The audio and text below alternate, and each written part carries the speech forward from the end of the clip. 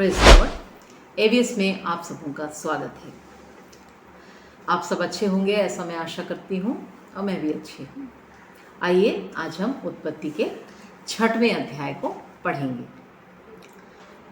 उत्पत्ति का 6वां अध्याय हमें बताता है कि परमेश्वर जिसने इन तमाम चीज़ों को बनाया, मनुष्यों को बनाया, जीवियों को बनाया, सब कुछ बनाया, आज उस समय परमेश्वर उन मनुष्यों को बनाने के कारण पछताता है, दुखित हो जाता है और वो उन्हें नाश करना चाहता है।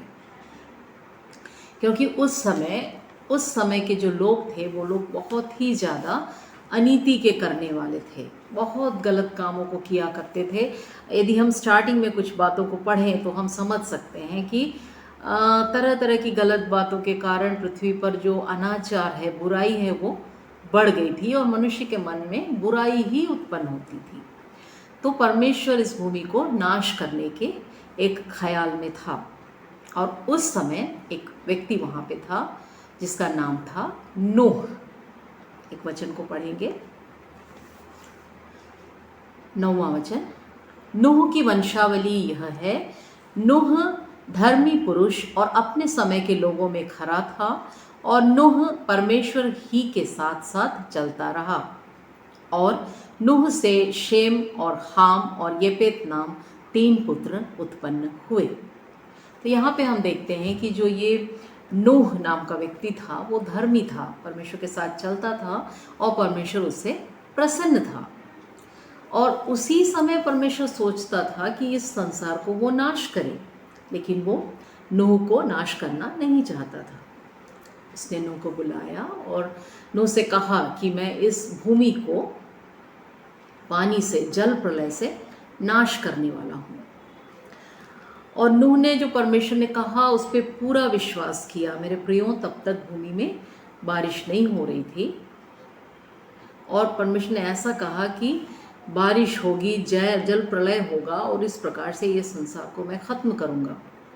और जो नूह था उसने विश्वास किया और परमेश्वर ने कहा, लेकिन तुझे और तेरे घराने को बचाने के लिए मैं तुझे एक जहाज़ बनाने के बारे में पूरे विस्तार से परमेश्वर ने उससे बताया कि इस तरीके से एक जहाज़ को बनाना, इस लकड़ी के द्वारा इतना ऐसा पूरा मेजरमेंट उसने दिया। और उसने कहा कि उसके अंदर हानोक, उसकी पत्नी, उसके 3 बेटे और उसकी 3 बहुएं, इतने लोग उसके अंदर रहना। और उसके साथ साथ परमेश्वर ने एक और बात को कही कि जितने पशु पक्षी, रेंगने वाले जीव, शुद्ध अशुद्ध पशु, इन तमाम लोगों में से 2-2 अर्थात उनके पैर के साथ, लाइक हाथी है तो हथिनी, बाघ बाघिन, ओके, शेर शेरनी, बंदर बंदरिया, इस प्रकार से हर एक जीव जंतुओं में से 2-2 को लेकर इस जहाज के अंदर तो रखना। और नूह ने ठीक ऐसा ही किया जैसा परमेश्वर ने उसे आज्ञा दी। और उसके बाद जब ये लोग सब अंदर चले गए तब परमेश्वर ने उस दरवाजे को बंद कर दिया।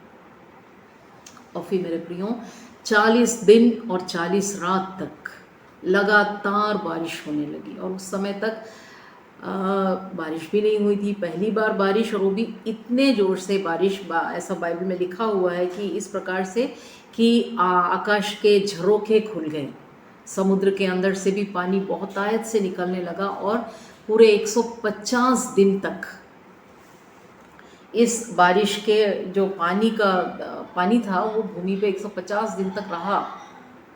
तो ऐसी अवस्था में जब ये भूमि पूरी पानी के अंदर थी, तब भी नूह और उसका घराना उस जहाज के अंदर सुरक्षित था।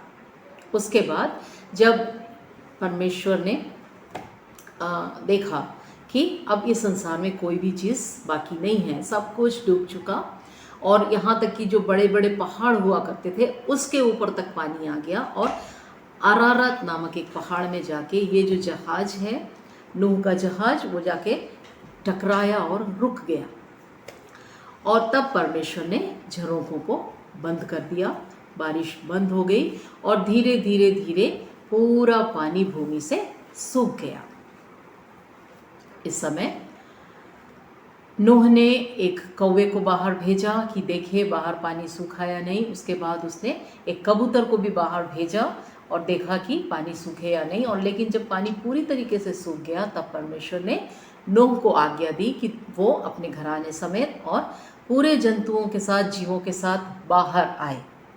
और परमेश्वर ने फिर से उन्हें आशीष दी कि तुम फूलों, फलों और भूमि में फैल जाओ, जैसा कि उसने उत्पत्ति में शुरू में कहा था कि तुम फूलों, फलों और इस सारी भूमि में फैल जाओ। तब नूह जब बाहर निकला मेरे प्रियो, तो उसने एक वेदी बनाई परमेश्वर के लिए और उसने वहाँ पे उसके लिए बलि चढ़ाया। एक वचन को हम पढ़ेंगे।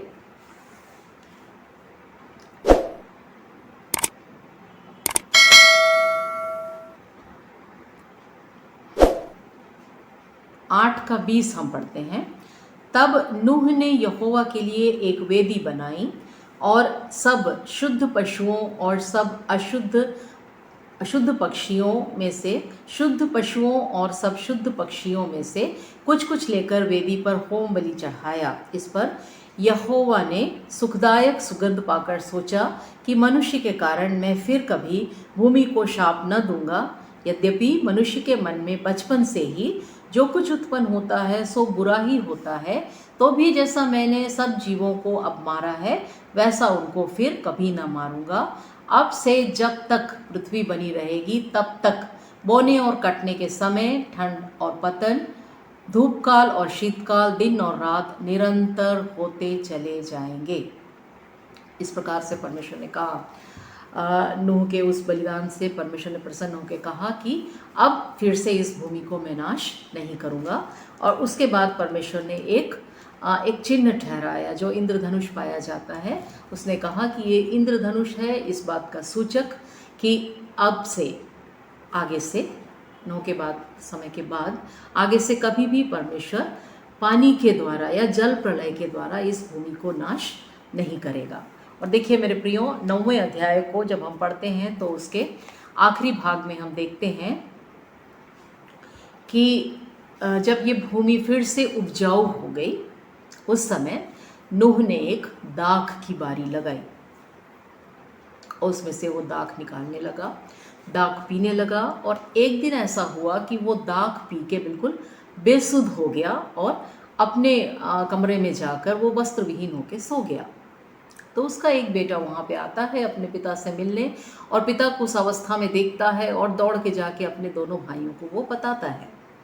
जब दोनों भाई इस बात को देखते हैं तो वो पीठ के बल, चादर को इस तरीके से चादर को पकड़ते हैं कि वो जाके अपने पिता को कवर करें, लेकिन अब उनकी आंखें अपने पिता की ओर नहीं दूसरी ओर थी। और इस प्रकार से जाके उन्होंने नूह के ऊपर कपड़े को डाला और उसकी नग्नता को उन्होंने नहीं देखा। तो इस बात को जब नूह ने देखा, जब उसको होश आया और वो समझा कि मेरे बेटे ने क्या किया है, एक बेटे ने क्या किया, दूसरों ने क्या किया, तो नूह ने शापित किया अपने बच्चों को और आशीषित किया अपने बच्चों को। तो उन पदों को भी हम पढ़ेंगे। आइए पढ़ते हैं। जब नूह को होश आया तब उसने जान लिया कि उसके छोटे पुत्र ने उससे क्या किया है।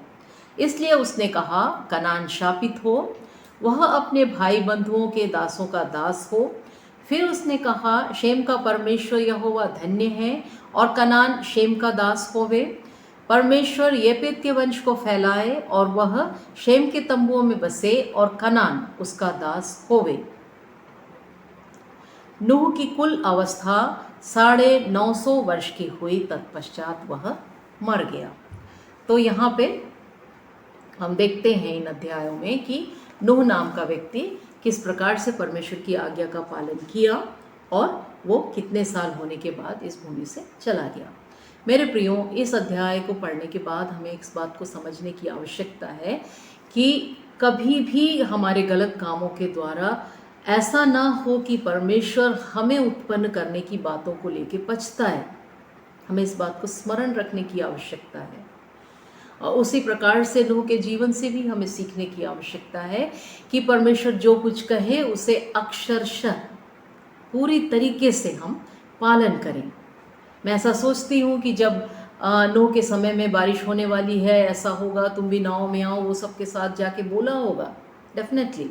कि आप भी इस जहाज़ में आओ, बच जाओगे, लेकिन सब लोगों ने तो उसका मजाक उड़ाया होगा, हंसी उड़ाई होगी उसकी कि क्या बारिश, क्या जल प्रलय। लेकिन उसने वैसा ही किया जैसा परमेश्वर ने चाहा था, और इस प्रकार से नूह और उसका घराना बचा लिया गया।